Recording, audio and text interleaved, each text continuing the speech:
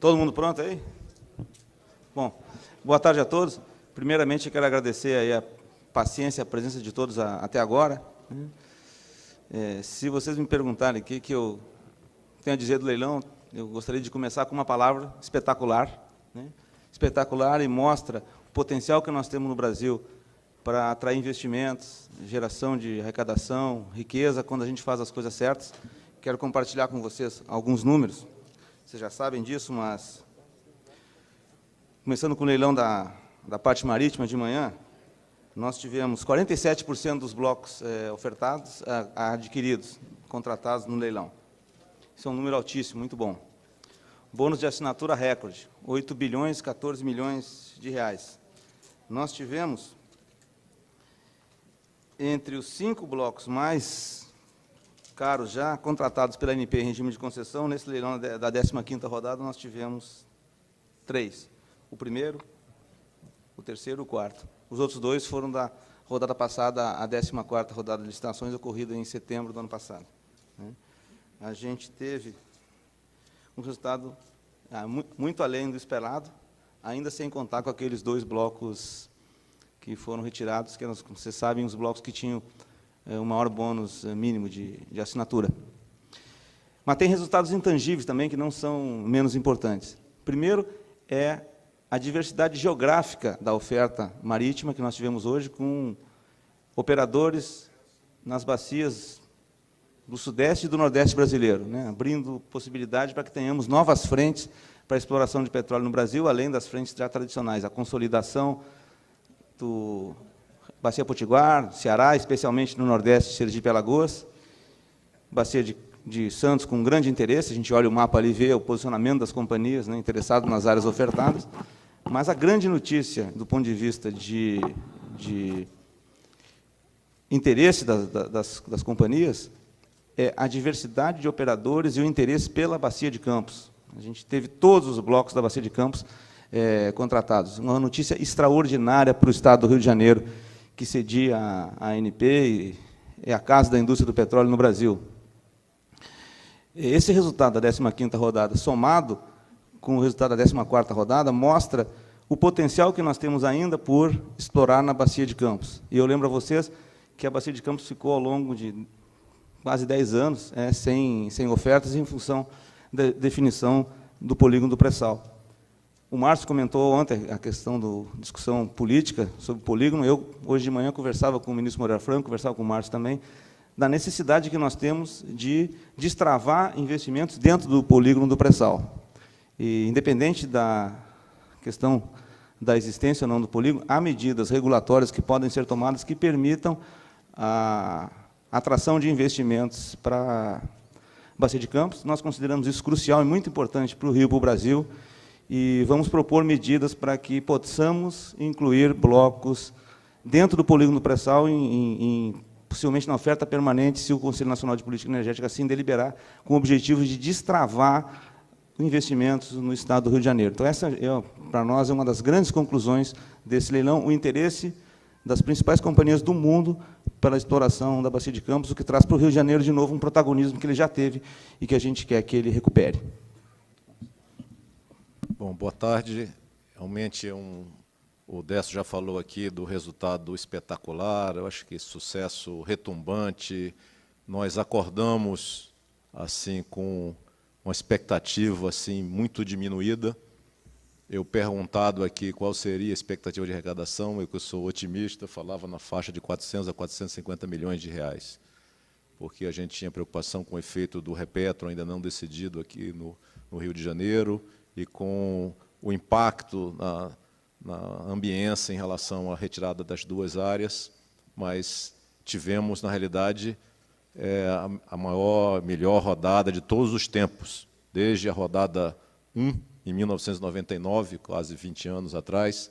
Essa foi a rodada de maior sucesso, e eu entendo isso como uma resposta da indústria internacional e da nossa Petrobras, que, mais uma vez, foi protagonista desse processo, esteve presente em alguns dos maiores bônus pagos, e mostrando o seu conhecimento, sua força Então, assim, a gente vive um processo de transição no país, de uma reinstitucionalização, onde a Petrobras funciona como uma empresa, com um conselho independente, buscando resultados.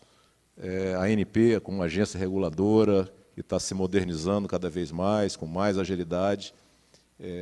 A empresa de pesquisa energética, fazendo planejamento energético do país, para dar base a tudo.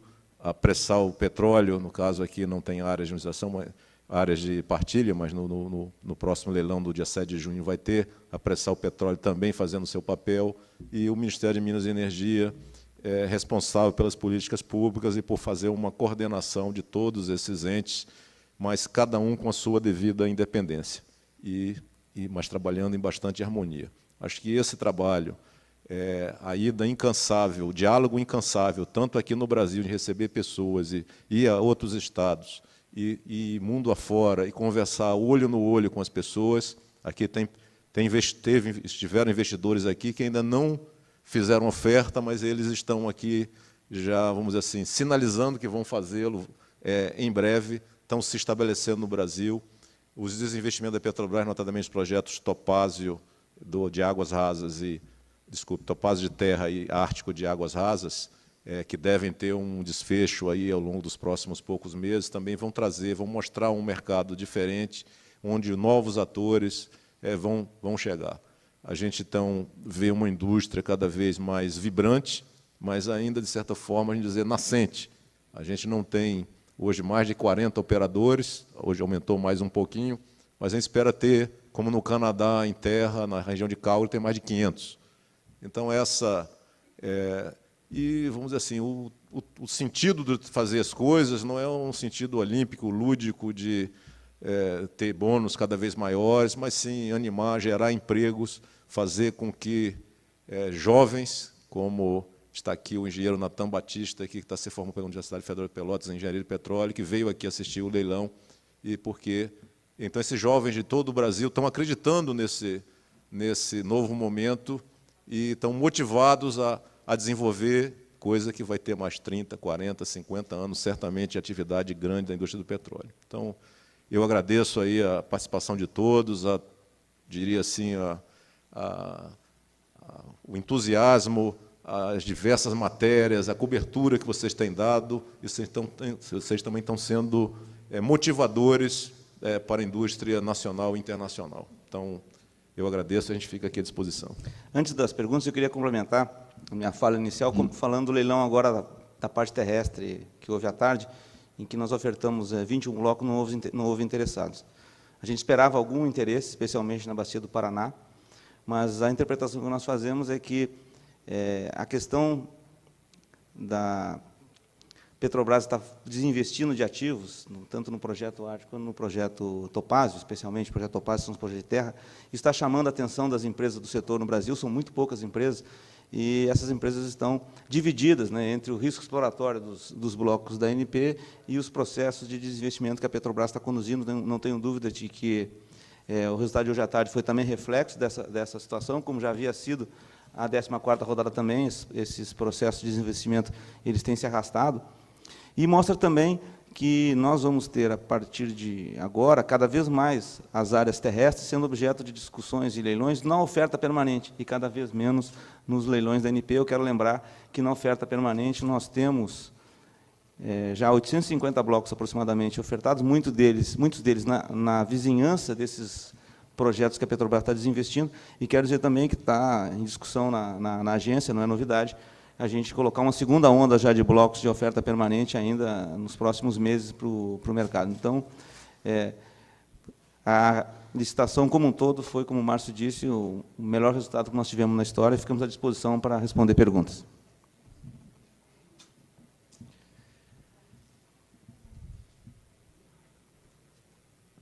Olá, boa tarde. Fábio Palmigiani, do jornal Upstream. Décio, apesar do resultado recorde de bônus de 8 bilhões, um número também que chama a atenção é o investimento que as empresas se comprometem a fazer, que foi um número em torno de 1 bilhão, se não me engano, apesar de ser um número bom, ainda é bastante inferior, por exemplo, que na 11ª rodada, que foram os blocos da margem equatorial. Então, eu queria saber se, na sua opinião, como é que você avalia isso? Quer dizer, você acha que as empresas ainda estão receosas de se comprometer com investimentos aqui no Brasil, exploratórios, e se é possível dizer o número de poços que foram nas ofertas bidados para compromisso mínimo. Fábio, é o seguinte, nós mudamos a forma de avaliação das ofertas, né? Se você comparar com a última rodada, antes da 14ª, o peso do programa mínimo de exploração ofertado pelas companhias diminuiu. Ele agora é apenas de 20%, 80% do peso da avaliação das ofertas é o bônus de assinatura. Por que isso? Porque nós acreditamos que, independente da oferta de compromisso mínimo de exploração, as companhias vão fazer os trabalhos que são racionais, fruto da execução da exploração. E não é através de um compromisso mínimo que as companhias vão se obrigar a executar a perfuração de poços ou trabalhos exploratórios caríssimos. Então, essa mudança conceitual é que se traduziu nessa redução do compromisso mínimo exploratório, o que não quer dizer que é uma redução do investimento comprometido. Pelo contrário, vai permitir que os investimentos exploratórios sejam mais eficientes, e, ao ser mais eficientes, vão gerar mais descobertas, que vão gerar mais investimentos na fase exploratória, que é a fase que conta, quando chegar a hora. Então, não nos surpreende esse tipo de número. Oi, Cláudia, Jornal Valor Econômico. Décio, eu queria saber se você pode informar quantas empresas tinham depositado garantias para os blocos que foram retirados por decisão do TCU. Eu não tenho a certeza absoluta, mas a minha percepção é que por volta de 8 companhias, por aí. Você mencionou a possibilidade de fazer uma alteração para que áreas dentro do polígono do pré-sal possam ser colocadas em oferta permanente. Eu não entendi como é que isso pode ser feito. É o seguinte, o ano passado foi aprovada uma nova política de exploração e produção, e dentro dessa nova política de exploração e produção foi autorizada a ANP a criar oferta permanente para a colocação dentro dessa oferta permanente de todas as áreas que já tinham sido ofertadas ou devolvidas, exceto as áreas estratégicas do polígono pré-sal. Nós fizemos um estudo, avaliamos e estamos avaliando propor para o governo, estou dizendo para vocês, que essa política seja alterada para permitir que os blocos também ofertados no passado, que não foram adquiridos em leilões da ANP, mas que estão lá dormentes dentro da bacia de campos com o objetivo de acelerar a retomada da atividade na bacia de campos, independente de alguma decisão política que possa surgir sobre a existência ou não do polígono, há várias discussões no Congresso sobre isso, de maneira que a gente não possa se antecipar a isso e permitir a atividade antes que uma decisão dessa venha a ser tomada, a discussão se não seria adequado, e eu considero que seria adequado, a oferta dessas áreas dentro do regime de oferta permanente no regime de partilha.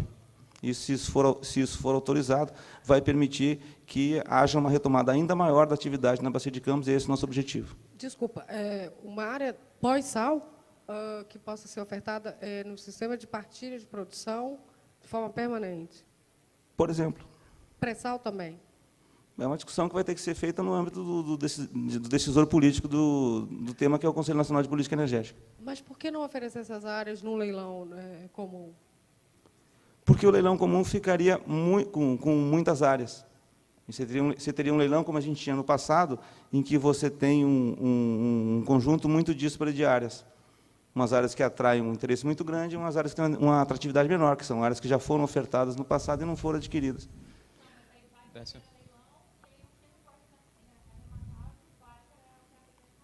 Mas o que já foi a leilão, é disso que se trata. Só mais uma.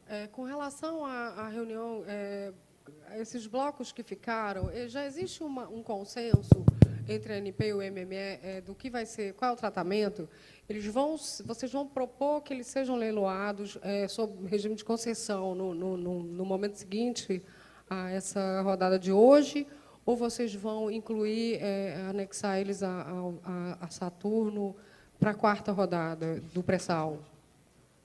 Isso aí, a gente já está discutindo isso aí, já temos a reunião agendada com o TCU nas 5h, segunda-feira, e eu diria que, antes de ir para essa reunião, a gente já vai estar totalmente afinado na proposta que nós vamos levar. Então, a proposta ela vai estar sendo discutida, vai ser fechada até segunda-feira. A gente... Não, olha só. A pressa é grande, hein, Cláudio? A gente vai levar isso aí o seguinte, mas quem tem uma decisão é o Conselho Nacional de Política Energética. Eu não posso chegar a tornar pública uma orientação, uma sugestão nossa, porque o Conselho Nacional de Política Energética que tem a prerrogativa de tomar essa decisão. Nós vamos levar uma sugestão que nós pretendemos na própria segunda-feira. A gente não vai sair do TCU enquanto não fechar um entendimento. Então, já ficar a dormir lá, se for necessário. Então, a gente vai sair com esse entendimento. Eu acho que a gente tem uma proposta boa para o entendimento. E aí a gente vai fazer o trâmite geral de levar o CNPE essa proposta o mais urgente possível. Aí vocês vão tomar conhecimento. Décio, Félix, boa tarde para vocês. Rodrigo Viga, aqui, Reuters e Jovem Pan de São Paulo. Eu queria entender o seguinte do Márcio e do Décio com relação à possibilidade dessa oferta, de incluir em ofertas permanentes blocos da área do polígono do pré-sal. Se é preciso alguma mudança legal, algum tipo de aprovação, ou apenas a ANP, como agência reguladora, tem essa prerrogativa de fazer a sugestão. E queria voltar um pouco ao raciocínio do Décio com relação à questão dos blocos em terra, e você fez uma associação com o desinvestimento da Petrobras.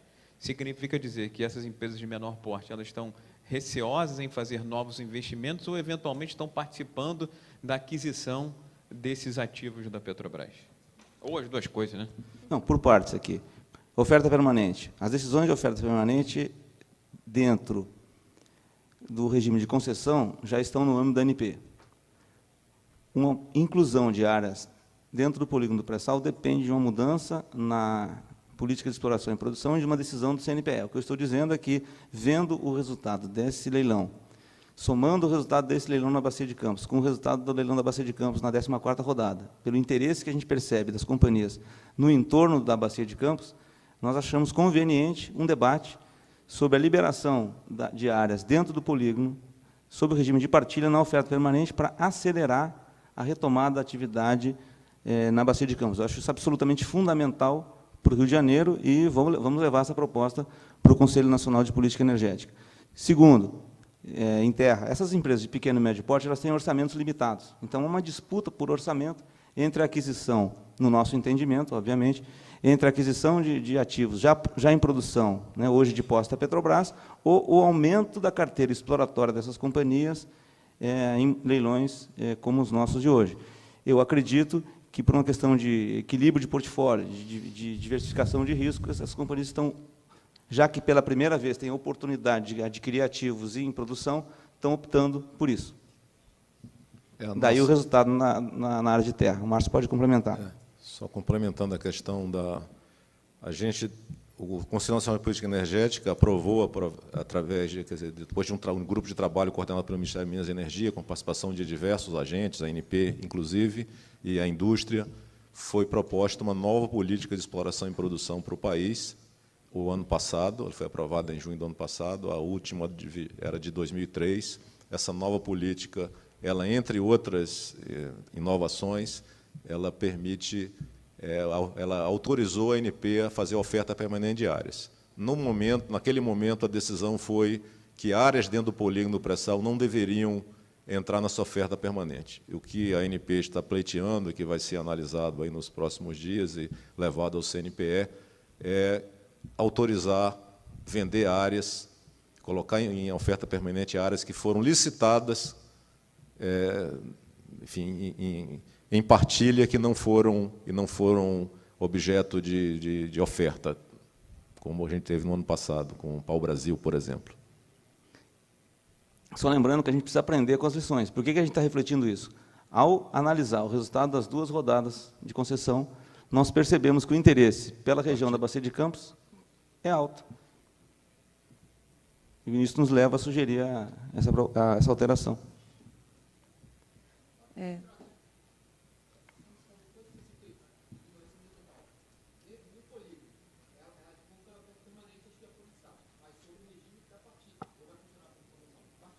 No polígono, hoje, a lei determina que qualquer área licitada tem que ser pelo regime de partilha. Então, qualquer bloco que no passado tenha sido licitado em concessão, se nós formos colocar na oferta permanente, for autorizado, imagino que será autorizado seja no regime de partilha. mesmo modelo de licitação da partilha. Bônus fixo, ganha quem ofertar a maior parcela de óleo e lucro para a União. Deixa eu fazer a pergunta aqui, por favor. É Natália, TV Clima. A gente viu aqui um depoimento de representantes da sociedade civil, e isso tem sido cada vez mais frequente em diversos espaços de discussão, em prol de uma matriz energética mais limpa. Eu queria saber se a ANP, e principalmente o MME, levam em consideração a opinião da sociedade e essa demanda para rever as suas estratégias e dar mais atenção, de repente, a uma agenda com energias mais renováveis. Eu vou começar e vou pedir que o Márcio complemente. A ANP segue políticas definidas pelo governo federal. Mas nós, como órgão técnico, também temos opinião. E a nossa opinião é clara, né? O mundo está já numa transição para uma economia de baixo carbono. A importância relativa do petróleo vai diminuir nas próximas décadas, o que não quer dizer que o mundo possa prescindir de combustíveis fósseis pelas próximas décadas. Nós temos um potencial muito grande que nós sequer conhecemos ainda no Brasil. Então, nós precisamos conhecer o nosso potencial, nós precisamos explorar esse potencial enquanto esse potencial tem valor. A gente tem algumas décadas pela frente, no nosso entendimento, para fazer isso. Então, é importante para um país, com o grau de riqueza que nós temos, com o grau de pobreza que nós temos, com o grau de miséria que nós temos, que a gente utilize, essa é a nossa opinião, que a gente utilize os nossos recursos para gerar riqueza para a nossa gente.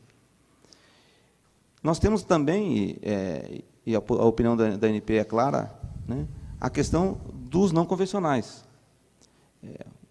O contraditório ele é importante. Agora, as grandes decisões estratégicas do país têm que ser tomadas de forma consciente, considerando a opinião de todos, dos que pensam de uma forma, dos que pensam de outra forma, mas de forma consciente.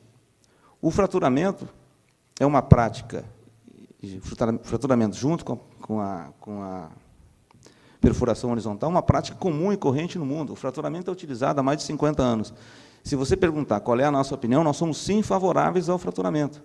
Nos Estados Unidos, já foram perfurados e estão produzindo hoje 670 mil poços com essas técnicas, o que mostra que há medidas que mitiguem os riscos.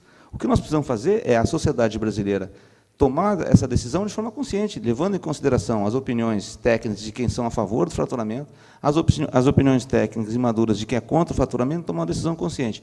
Vou passar a palavra para o Márcio, porque sei que o Ministério está trabalhando nessa direção e há discussões, inclusive, de nós termos projetos piloto de uso dessas técnicas no Brasil. Então, esse é o posicionamento que a ANP tem defendido nos últimos tempos, e é um pensamento em prol do debate.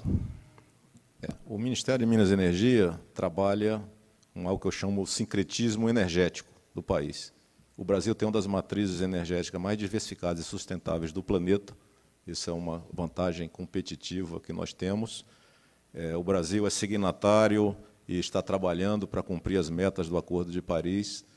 Então, para dar uns exemplos bem simples, o nosso prédio do Ministério de Minas e Energia em Brasília ele é movido a energia solar. O carro lá que trabalha, que serve o ministro, é um veículo elétrico. A gente tem, acabou, o governo lançou e o Congresso aprovou, no final do ano passado, já está sendo regulamentado o maior programa de biocombustíveis do planeta, o chamado RenovaBio. Esse programa vai contribuir notadamente para a redução de emissões e também até para sequestro de carbono. É uma lei bastante, talvez a mais moderna do planeta, porque aprendeu com outras e fez algumas inovações. É uma parceria com o Embrapa, com a sede de universidades, sede de pesquisadores. E a gente vai fazer a transição para uma economia de mais baixo carbono, como o Décio mencionou, já está em curso, não só usando o gás, mas usando também biocombustíveis, seja etanol, seja biodiesel. O Brasil acabou de aumentar a mistura de 8% para 10%, antecipando em um ano, isso aí a partir de 1º de março. A gente hoje tem 27% de etanol misturado com a gasolina. A gente tem está trabalhando em projeto de bioquerosene de aviação. Eu recebi essa semana mesmo um pessoal da Universidade Federal de Tocantins, junto com o Instituto Federal de Tecnologia lá também de Tocantins, com médicos, pesquisadores, etc., que estão desenvolvendo biocombustíveis com base em resíduos de casca de camarão e outros que são jogados fora, são problemas. Então, assim, existe um conjunto de energias, a gente tem uma transição. A gente tem uma riqueza no país, como foi dito aqui pelo próprio ministro Meira Franco na abertura, não vai ser por falta de petróleo que vai acabar a era do petróleo.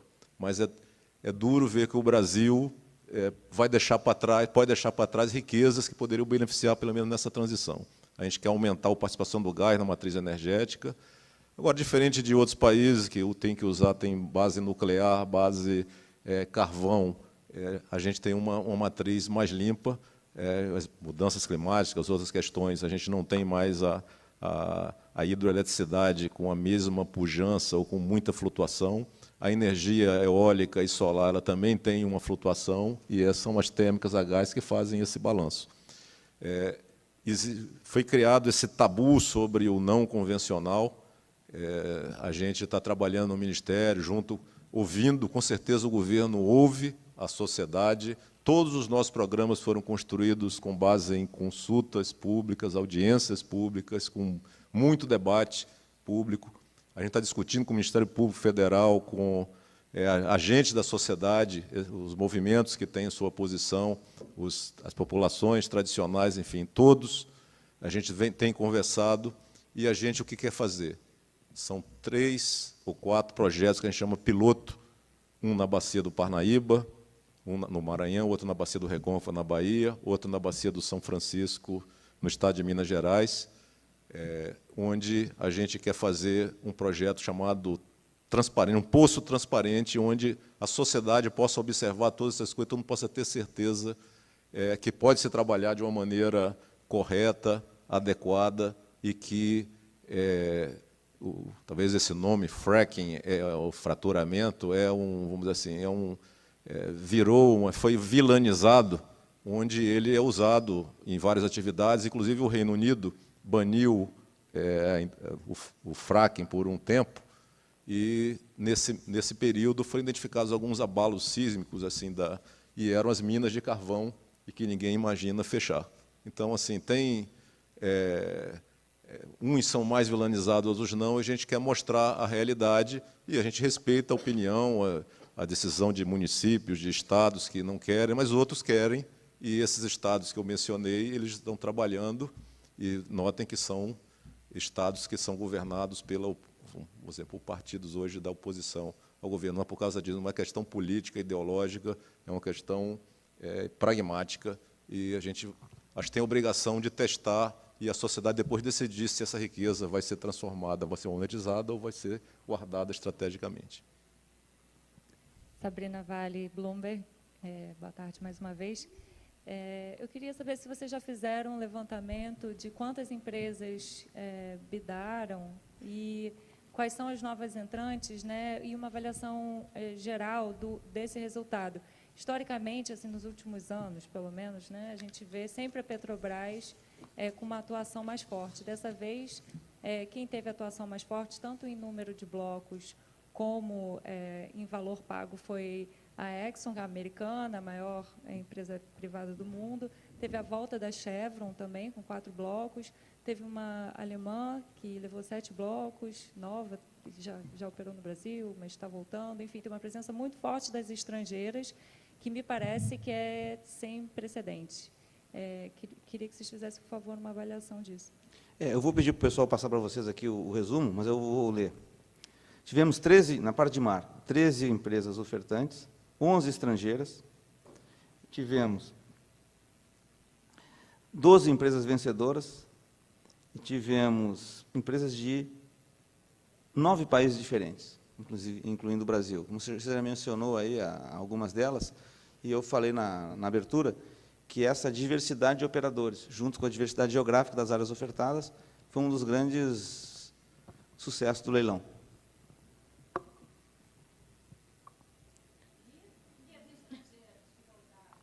Foi um dos grandes sucessos do leilão. A gente tem grandes empresas que bidaram e grandes empresas que foram bem-sucedidas e vão assinar contratos conosco. Na Bacia de Campos, a gente teve, vou lembrar aqui, pelo menos Petrobras, BP, Exxon, Repsol, talvez eram tenho fugindo alguma aqui, como operadoras, e Chevron, no leilão.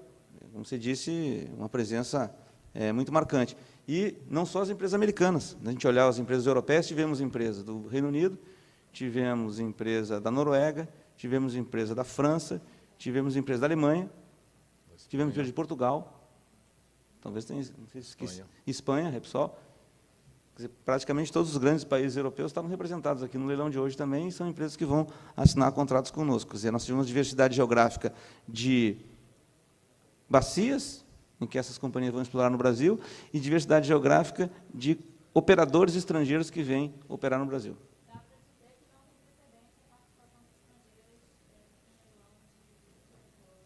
Não, nós já tivemos leilões com a participação de muitas empresas estrangeiras. Nesses últimos leilões, sim, sem precedentes. Boa tarde, Gabriela, da Brasil Energia. Eu queria saber qual a avaliação do governo do fato de tantas empresas terem decidido apostar na Bacia de Campos, mesmo com as incertezas em relação ao Repetro.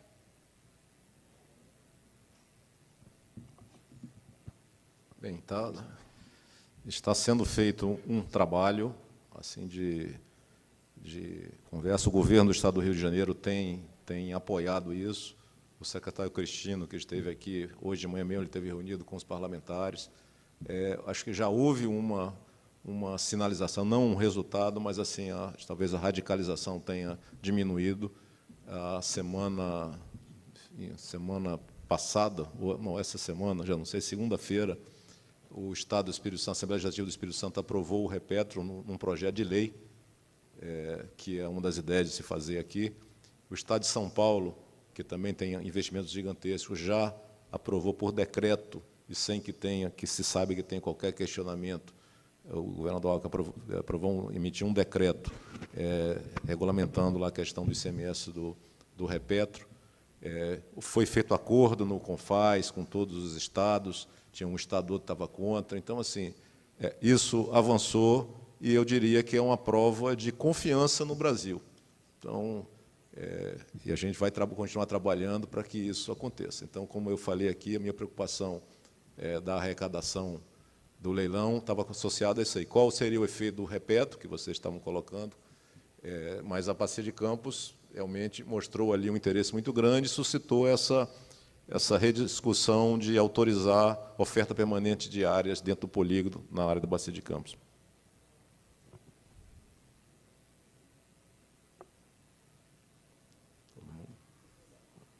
Se ninguém for fazer mais perguntas, então a gente vai encerrar aqui a coletiva. Como é de hábito, a ANP agradece a presença de todos, espera revê-los em breve com saúde. Muito obrigado. O áudio vai ser divulgado daqui a pouquinho. Obrigado, pessoal.